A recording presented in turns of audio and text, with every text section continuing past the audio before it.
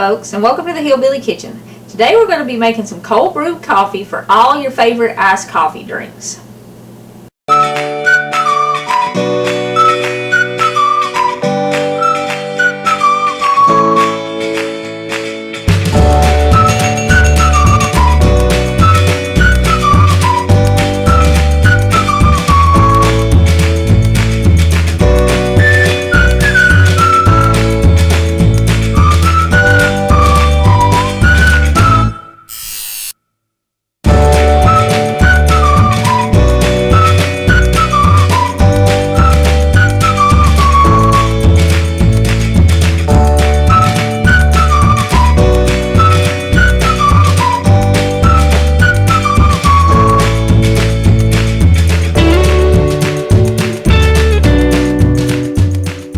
The reason why we're doing cold brewed coffee for our iced coffee drinks is because you can get a really strong cup of coffee and it's not as bitter as if you brewed it in your coffee maker and then just let it cool down.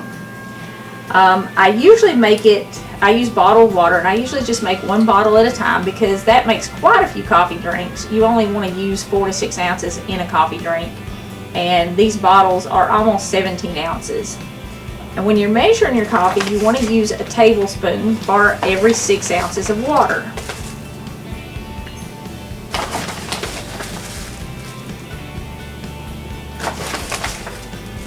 So just a regular bottle of water takes a little less than 3 tablespoons, but I usually go ahead and just put 3 in there. And then you pour your water in your jar.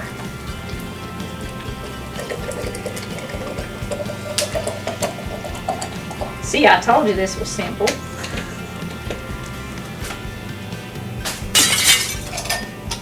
Put a cap on it. Give it a little shake. And then we're going to stick it in the refrigerator at least overnight. Maybe a little longer is okay. I wouldn't go past maybe a day and a half at the most because you don't want it to start to get slimy, and it will if you leave it in too long. When it's done, you take it out. And one of these gadgets right here is the absolute easiest way to make it. This is called a French press.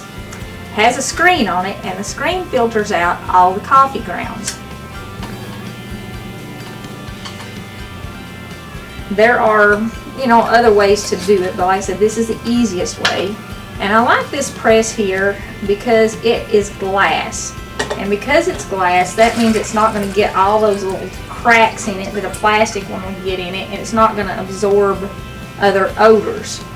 And it's also dishwasher safe, which is nice. But if you're brewing hot coffee in this, and this does make a really good brewed cup of hot coffee, you don't have to worry about it cracking or melting. Alex bought one not too long ago when it was plastic, and she actually melted it brewing hot coffee in it. But anyway, once you pour your brewed coffee in here, it's as simple as just slowly pushing down the plunger and letting the screen filter out all the grounds.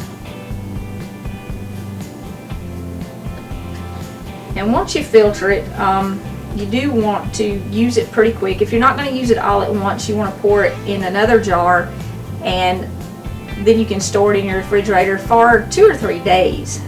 Maybe even a little longer than that. I don't know. Like I said, I don't make much at a time, so it's always fresh. But you can definitely store it for a couple of days in your refrigerator and use it as you wanted it. Now, most iced coffees are either caramel or chocolate flavored, mocha flavored. And you can make caramel sauce and you can make chocolate syrup. We have both of those videos up. But it doesn't matter which kind you like, you can flavor it at home. And Alex is absolutely addicted to those caramel frappes that McDonald's has. And they have a lot of bad stuff in them. So if you make it at home, they're much healthier.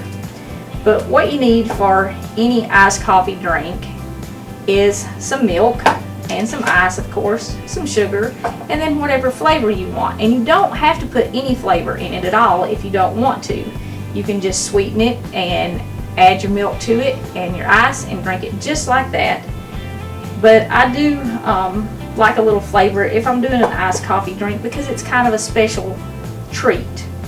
Now, if you're just doing the coffee milk, it's a good idea to put it in a jar because it's easier to mix it that way. And if you want chocolate, you just squirt some chocolate syrup in it to make a mocha coffee. And you can adjust this to suit your taste, however much or however little you like. The same way with the sugar, if you like your coffee really sweet, you're probably going to want to add more sugar. If you want a lot of chocolate in it, add more chocolate. But we're going to put about equal amounts of coffee and milk in this.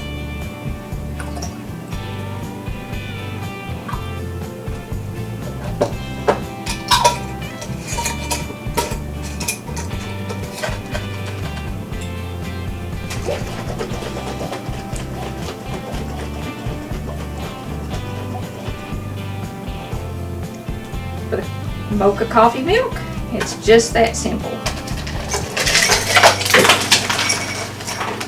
Little ice in your glass, and you're ready to enjoy it.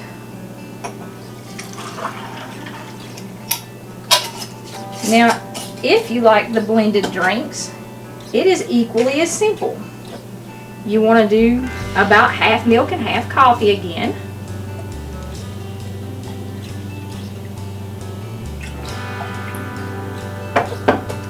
Add your ice.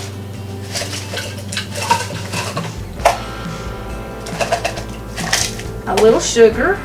And like I said, you can adjust the sugar and stuff to suit your taste. But it is supposed to be kind of a sweet treat. And I've probably put close to a tablespoon in these. And the syrup in the caramel sauce is sweet too. And since Alex likes these caramel frappes so much, we'll caramel the blended one. And this is the same thing that Starbucks sells as a Frappuccino and charges $5 for it. Making it at home, I want to say you can probably make them for 25-30 cents a piece. And what's more, you can put it in the Christmassiest Christmas cup you can find. So nobody can tell you what kind of Christmas cup to put it in. Okay, that's about a tablespoon, and that's about how much chocolate I used. If you want a little more, like I said, you can put in a little more. And I'm just using one of these little smoothie blenders to make the frappe or frappuccino, whatever you want to call it. You can put them in a big blender, especially if you're making them for several people. And these do make a nice treat when you get the girls together before you go out shopping or something. Or if you're having everybody over and you're doing Christmas crafts with the kids, all the moms can have a coffee drink. You know, it really gives you a good pick-me-up. But just blend that until it's smooth.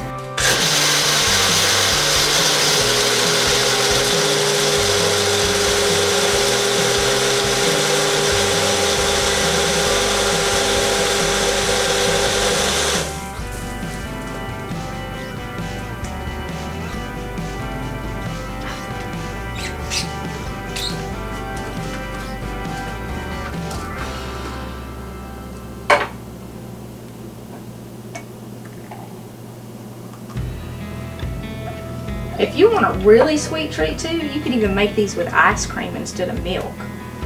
And if you're making them at home, you know, you can do it however you want. Add a little homemade whipped cream on the top for a garnish. And a little more caramel sauce. And it doesn't matter if you like the caramel flavor or the mocha flavor, you can make them at home. The blended one, if you like the mocha, just change the chocolate syrup or change the caramel sauce for the chocolate syrup. The same way with the coffee milk, if you want the caramel flavor, just substitute the caramel for the chocolate. Whether you like caramel or mocha coffee drinks, they're really easy to make at home. They taste much better because there's nothing artificial in them. And they're healthier for you, even though they have a lot of sugar in them, they don't have the artificial stuff in them. So save that money.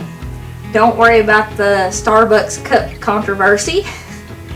make your iced coffee at home. It's pretty simple, and these things are not that expensive. I'll put a link to this one in the description of this video because I do like it. We really appreciate you joining us in the Hillbilly Kitchen. Don't forget to click like and subscribe, and we'll see you next time.